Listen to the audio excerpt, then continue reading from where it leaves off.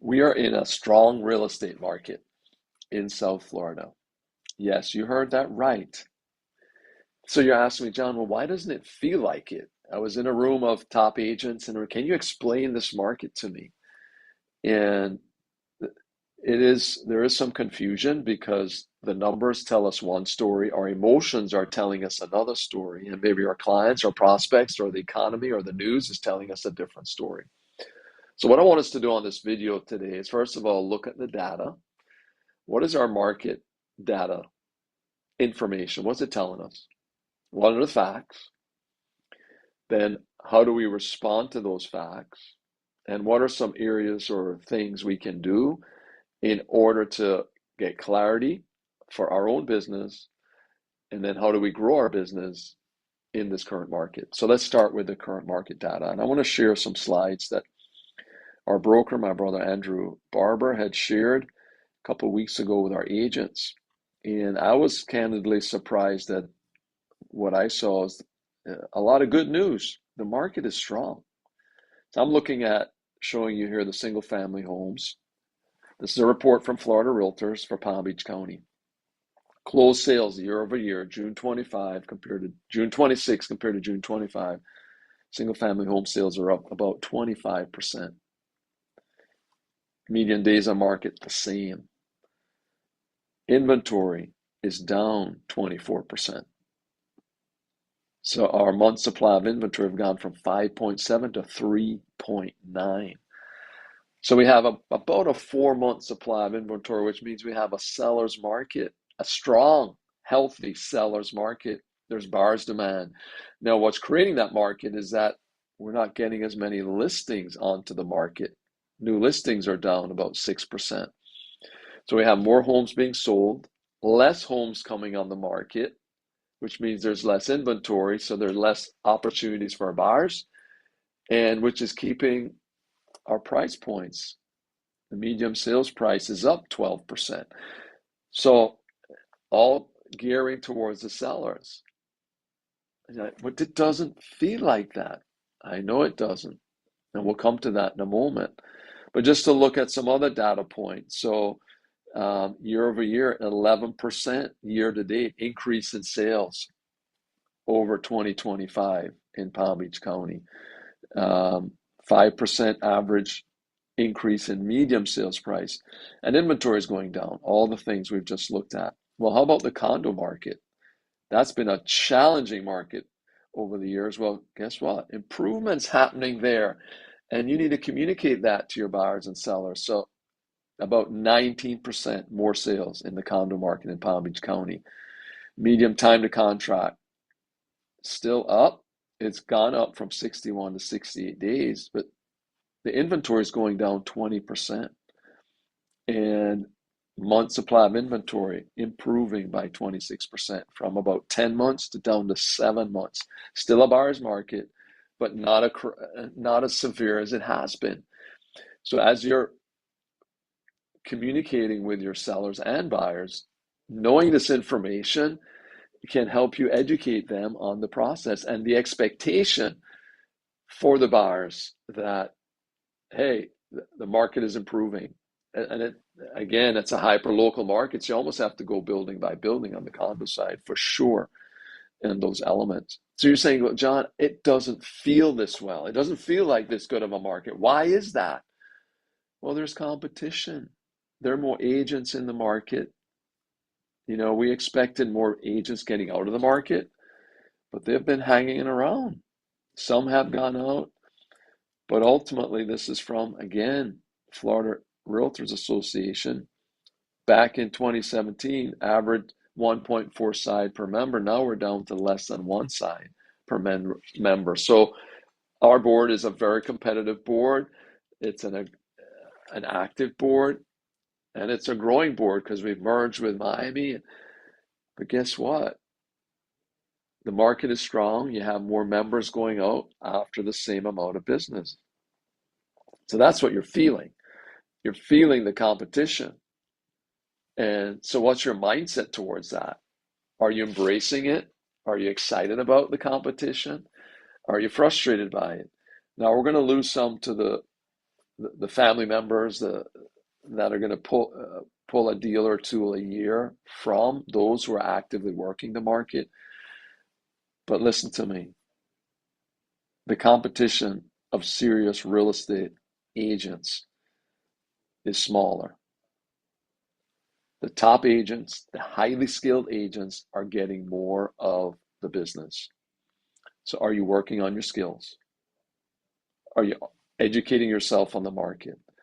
Not just once a month, every day, every week.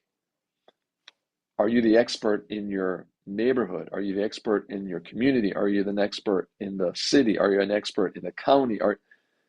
Understand the data so that when you're communicating and you find the opportunities, you're in a position to maximize your opportunity to provide the most value. Because the market is what the market is. You can't change it, but it isn't bad.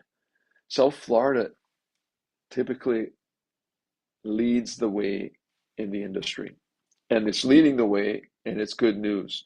So be encouraged by that. Have the mindset, have the attitude that you have the opportunity to create the business, by the way, that you desire.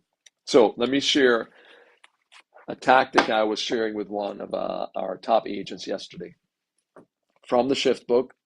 You may want to pull it out if you haven't read it in a while. And you say, you just said it's a good market. The market is always shifting, by the way. It's always moving. And how are you responding to it? And tactic number 4, shocker, one of my favorites, find the motivated and lead generation. I want to share a few thoughts and then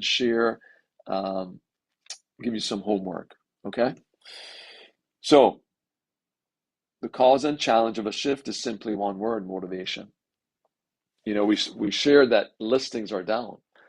Now, there's a reason for that. People either are sitting on a really low interest rate.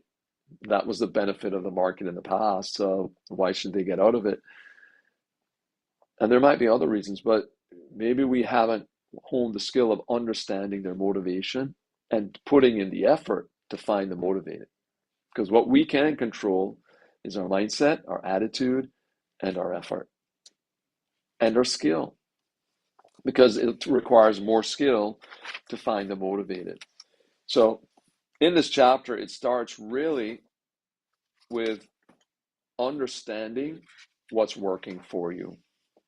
And kind of a negative side of that is we want to stop doing what's not working. So how do we figure that out? Well, here's a process. And pull up a pen and paper. I want you to write down your top source of leads. So what's been the source of your transactions year to date? List them out specifically, and how many transactions have you gotten from each lead source?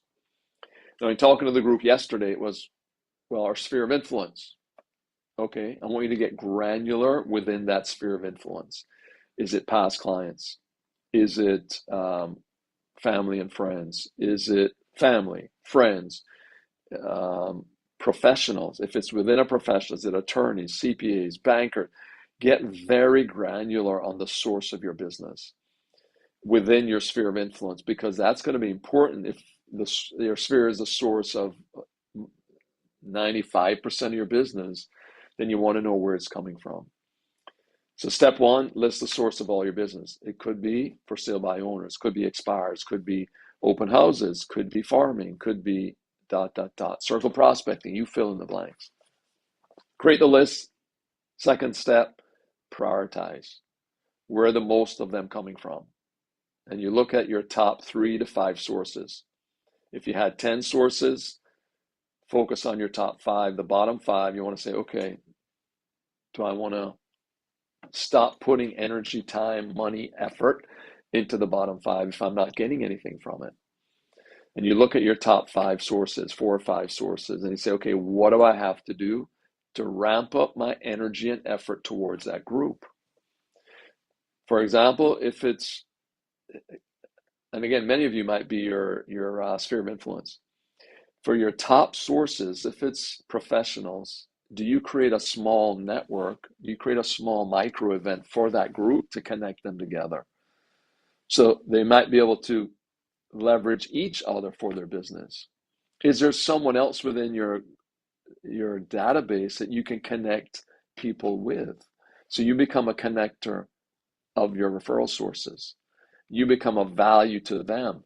How can you serve them? They've provided you business. They've either used you to sell or buy property, or they've referred business to you. Well, how can you refer business to them? How can you connect them to other referral sources so that you're saying, hey, I care about you. I care about helping you build your business. I care about helping you improve your life.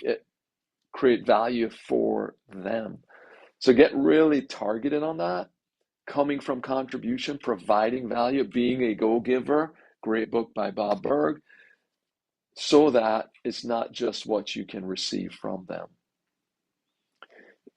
If you have sellers in your farm that are sitting on a lot of equity, what are ways you can educate them to maybe leverage that equity in investment properties?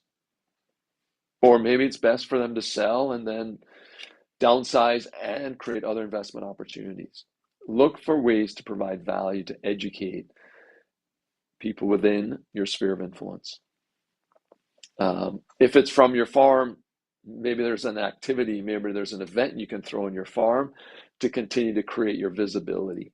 Maybe you do an extra postcard, maybe you write a newsletter, maybe there are other ways you can increase the visibility within your farm. Look for ways to deepen the relationship with those that are providing you business and providing you opportunity to grow your business. That way, their energy is going to where you're getting the best results and the more results. Provide relevant information and provide it in a way that speaks to the group that you want to connect with and deepen the relationship with.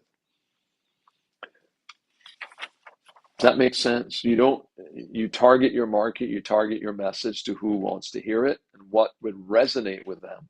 And it shows that you understand what's going on in their world. And oh, by the way, it lets them know you're personalizing the message for that specific group. Building relationships, deepening the relationships is so powerful. And it's with all the technology, with AI, with videos, with social media, it's all wonderful. At the end of the day, we're in a relationship business. And you can do that and increase the activity to those who are providing the most value for you. So that's the homework, right? Study the market, study the neighborhood, study the city, the county, the area. List out your source or your business very granularly, prioritize it, then increase the effort towards those that are giving you the most results. And show them that you care, show them that you love them, show them that you know them. And you'll see some exponential results starting to come. It's not a light switch. It might be a light switch depending on some of the folks you connect because of their network and because of the value you provide them. Because when doing so, you're going to be showing them that you're a professional, that you set yourself apart, and that you are capable of providing a level of competency in a way that will encourage them to either use you and or continue to refer you to their friends and family. Guard your heart, guard your mind, keep your head right, your attitude right, put the effort in, have the conversations, engage with folks, and you'll see that you'll get your unfair share of this market. I'm sure of it. And when doing so, you will be living passionately.